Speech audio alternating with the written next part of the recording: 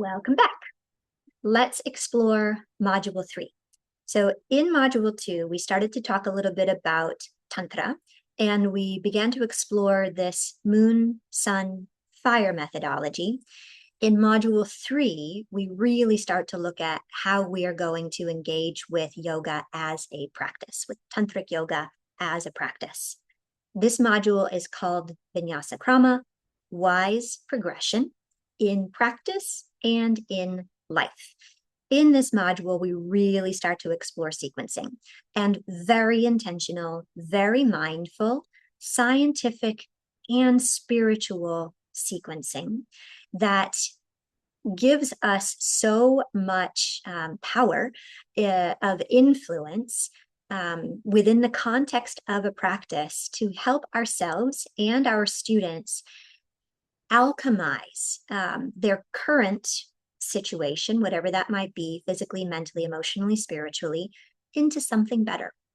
And by better, I mean moving progressively on the path toward freedom and fulfillment. Okay, it's a long path, and Vinyasa Krama, wise progression, applies to more than just a single 60 or 90-minute practice. It can be applied to an entire lifetime of practice. It can be applied to a weekend module, such as the modules in the teacher training. It can be applied to the krama, the progression of the training itself. It can be applied to a retreat, a weekend workshop, you name it.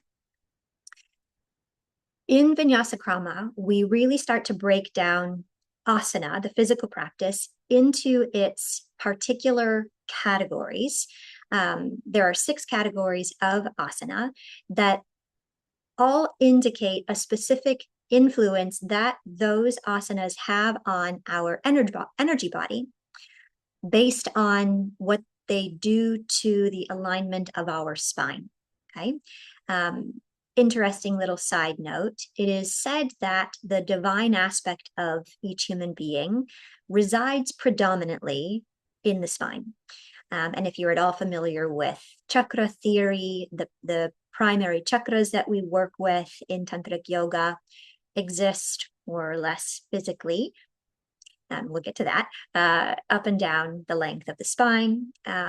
There's something called Kundalini Shakti, which is a term that, again, the oversimplified definition would be our untapped spiritual potential that exists sort of coiled like a snake at the base of the spine, and over the course of our spiritual endeavor, our complete spiritual path, Kundalini Shakti has this opportunity to slowly rise up the spine as we become clearer and more empowered.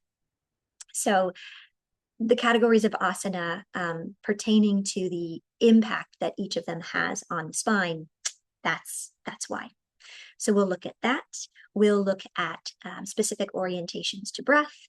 We will look at the ways in which we can pair asana and breath in order to accomplish a specific energetic shift and to prepare the body and the mind for a more intentional engagement with prana, which then helps to facilitate a more meaningful experience of meditation.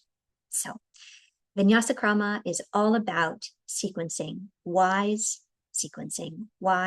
progression of an individual practice and of our own and our students' entire spiritual path. It's a fascinating module, and it gives us something concrete, like a structure we can really start to work with in order to create these transformative experiences for ourselves and our students. All right, I will be back.